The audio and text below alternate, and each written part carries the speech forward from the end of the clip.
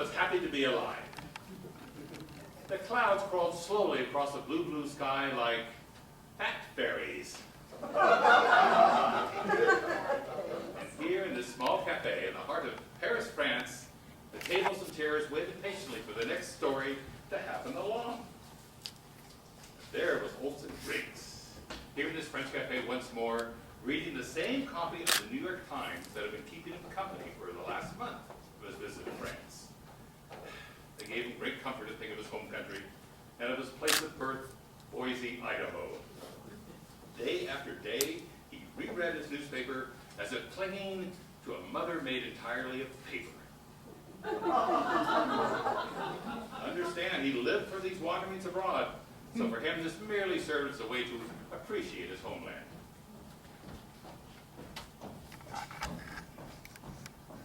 There was his companion, the lovely, vivacious Chastity, the one woman in this crazy, madcap world who truly knew his heart, even more than his wife.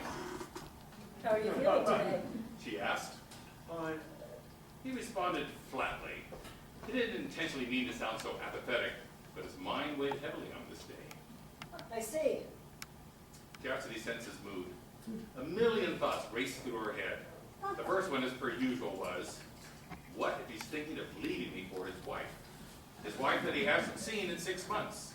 His wife back in Boise, Idaho. She shuddered at the thought. Are you hungry? Starving. But for what, she wondered. Theirs was a love that only began life some 4 months ago. It was too soon to be extinguished, yes? She prayed silently for its survival, while Olson read quietly, attempting to quell his thoughts of disillusionment. But his world-weary nature made him so, however. His life had become too complicated. Oh, how he wished once more for the simple pleasures of Boise, Idaho. May I take your order? Just a salad. We don't have a salad. Don't you want to try something different? Not today. I'll have the same. Very good. She didn't want to bring it up. She couldn't. But she knew the waiter intimately. One night of hunger, passion, lust, and loneliness. She thought herself justified. After all, Olson was married. But she dare not tell him. It would ruin everything. I have something to tell you. Was this it? The tension mounted. Was the end near? She couldn't stand the waiting, not here in this little French cafe. What is it? Harvey's dead. She hadn't expected that. Harvey, their longtime companion, dead? It didn't seem possible. How did it happen? She said, her voice beginning to break. She must remain strong. Be strong. Harvey would have wanted her to be strong. I'm not sure he was fine when you left, and then a few hours later I found him not moving. More than she could take.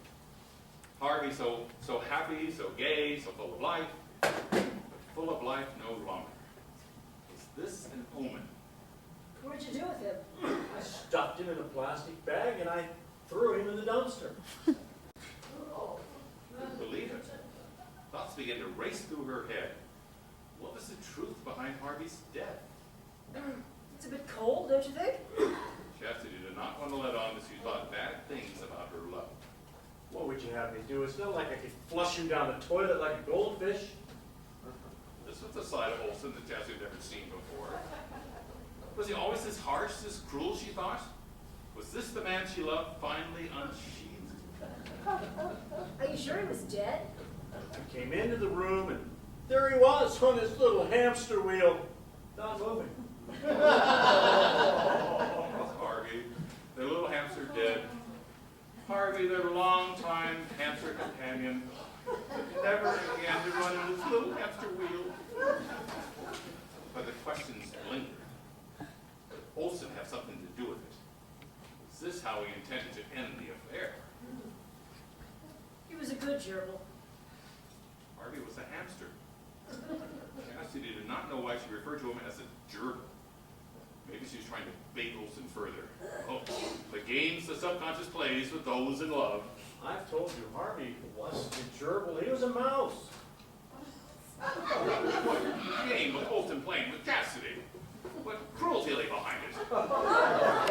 To reduce the memory of Harvey the hamster to that of a common mouse. How could she not have seen this streak of cruelty before? Had being away from Boise, Idaho for so long beginning to take its toll? What's that sound? I'm starving. Olson said, growing more and more agitated as the moments passed. Do you see that man over there? He said, seeing a strange man walking his dog. What man? That man over there. Put the paper down, Stanley. She called him Stanley. Stanley was the name of the waiter. Maybe she could play it off. Maybe he didn't notice.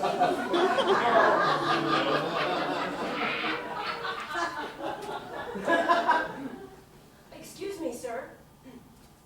Sir? Sir? Don't bother him. Stacy, can't you see he's just looking at his menu? Cassidy was so wrapped up in the stranger's presence that she neglected to hear him call her Stacy, Olson's wife, back in Boise, Idaho. Sir? Sir? Don't make a scene now. He said, feeling that she should just return to her table and wait patiently for her food. Sir? Sir? What? Are you talking about us? It was then that I realized she was speaking to me. Me, a wanderer with no ties to her whatsoever. What are you doing?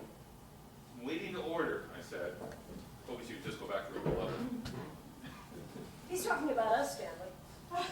Olson. No, I'm not, I responded. Do you know him? He asked. No. She explained.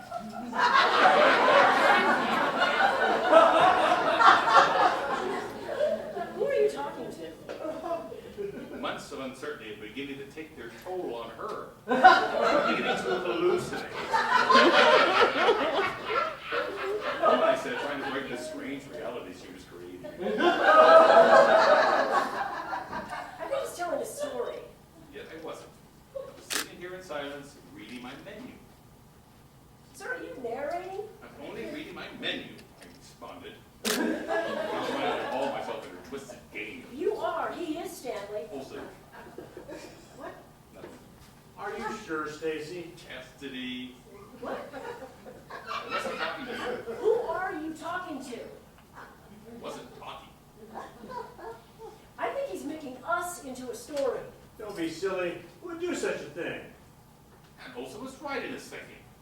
What kind of person would do such a thing? I answered no one because that wasn't what was happening. I urged her to take her seat. She humbly apologized and returned to her table. No, I didn't. Yes, she did. I didn't. Trick. A cruel trick it was. Before she could embarrass herself further, Olson came up behind her, grabbed her arms, whipped her around, and said, "Darling, please remember what the doctor said about your condition." What condition? Do you want me to grab her? Don't grab me, Stanley. Stop it. Stanley was the name of the waiter. Well, now that's... Olson said for no apparent reason. No, I mean, if the waiter's name is Stanley, it's a coincidence because my name is Stanley as well. Olson. Apparently your name is Olston, Stanley. No, it isn't. Yes, it was. And my name is? Chastity. That's not at all ironic. I don't think I like this. Leave him be. He's just entertaining himself. No harm done. Are you liking this? Well, of course not. But it is rather curious, don't you think, somebody telling a story about us like we're characters in a novel or a play? I hate the theater. But you like books. Suppose so. Well then, All right, I'm game. It's better be good. After this brief lapse of reality, Chastity rejoined her lover and waited patiently for her food. There they sat, looking for answer, finding only questions. Where was her love headed? What about Harvey? What were the circumstances surrounding his death? he was a bit old, natural causes. Olson said for no apparent reason. Oh, yes. I see. He's not here. Olson said also for no apparent reason. Sorry. Olson apologized to no one. I'm not sure what we're supposed to do here. Chastity said. Clearly the situation perplexed her. Was their love to survive, or would it end here in Paris? Are we in Paris? Yeah, I suppose so. Finally, a clue into Olson's psychic, Chastity thought. Olson did not know where he was. By consequence, he didn't know who he was. It seems he left his identity back in Boise, Idaho. So we're not in Boise, Idaho then. No. His delusion was great, his reality small. What? Pay no attention to him. That's the point. I see. Chastity grew as cold as the forceful winter in February. She hoped her indifference would shake her aching lover back into reality, away from his wife in Boise, Idaho. So we're not married then. No. How much indifference can an affair such as this stand? Do I know you? Yes. But did he truly know who she was? And did she truly know who he was? And did anyone know who Harvey was?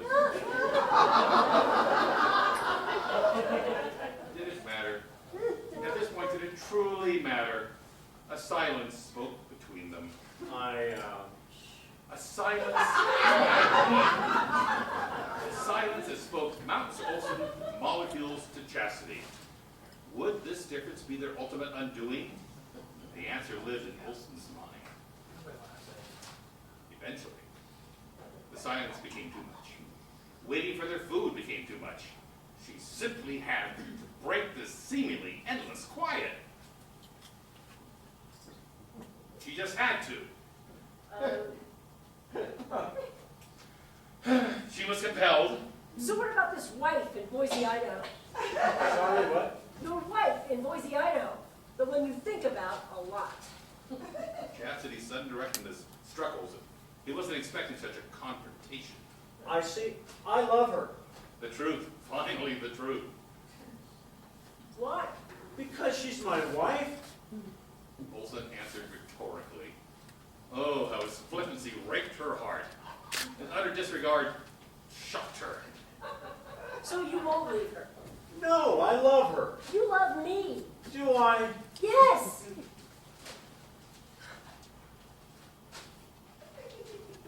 This was a new backbone for Chastity. She felt enraged. Reminding him was all that it took.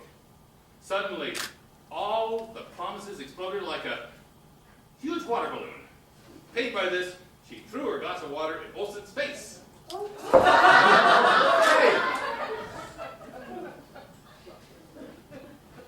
Bastard.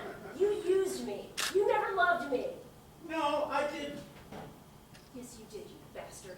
You threw water at me. There's people staring. There's nobody staring, Olson. There's nobody in this world except for you and me. New backbone for Chastity. She felt enraged, empowered, as if suddenly everything made sense.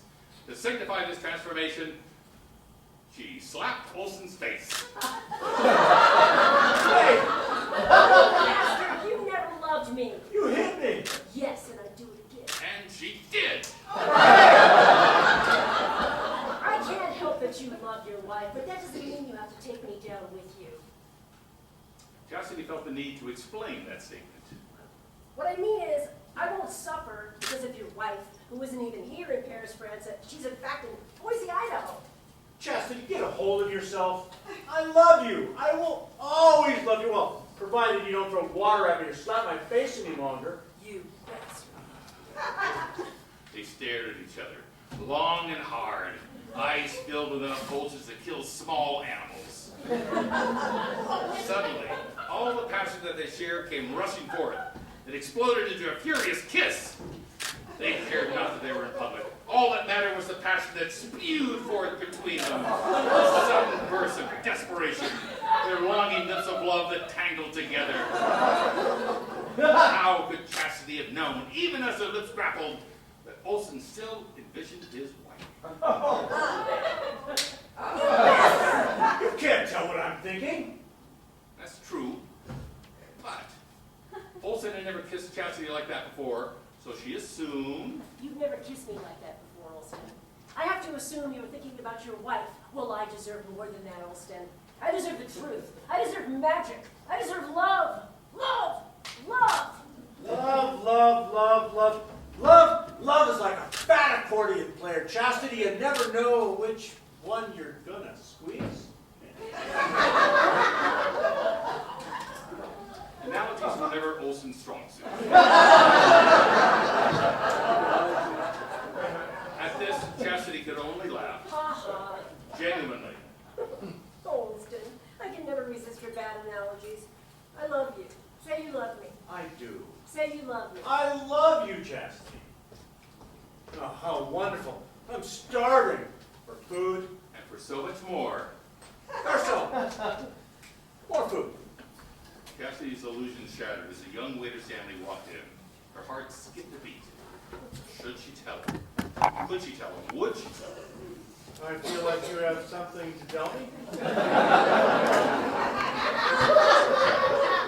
What? I'm not sure. Was there any way to tell him? She thought not. How could she bring this beautiful moment to an end? This new peace was a blessing, and any errant word from her and everything would come crashing down around her. I'm curious as to what you're thinking right now. Yeah, me too. She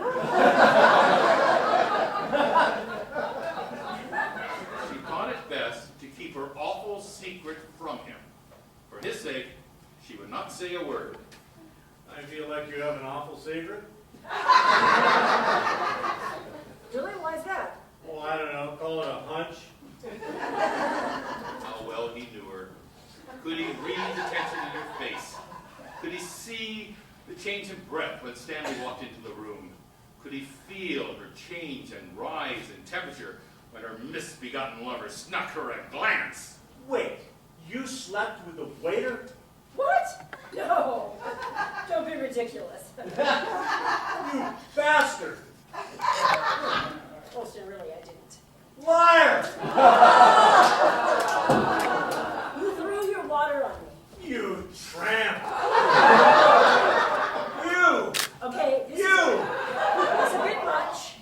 Please don't throw your food on me. Waiter! Stanley.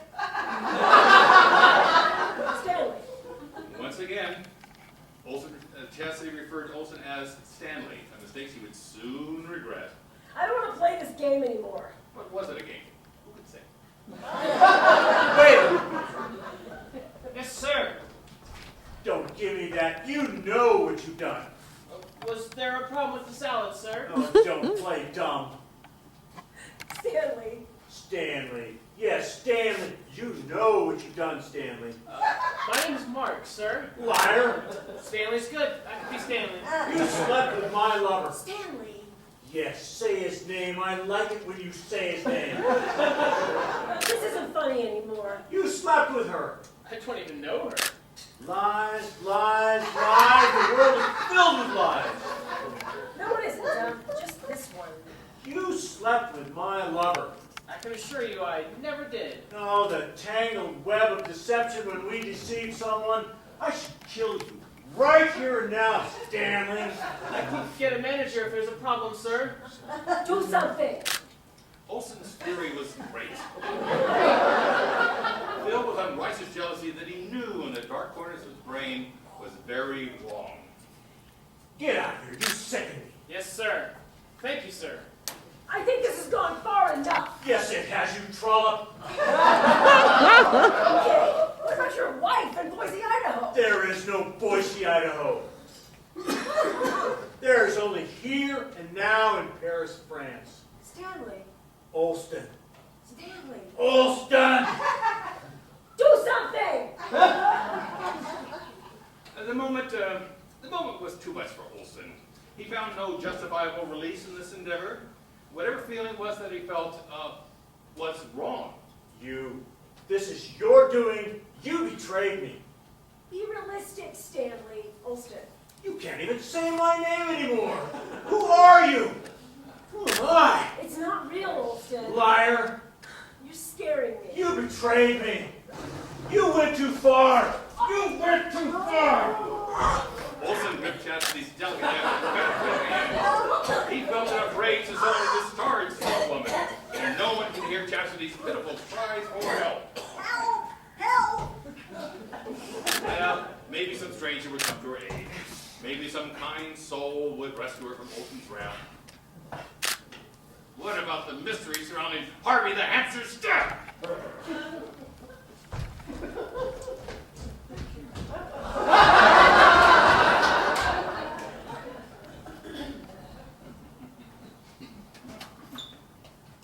The end.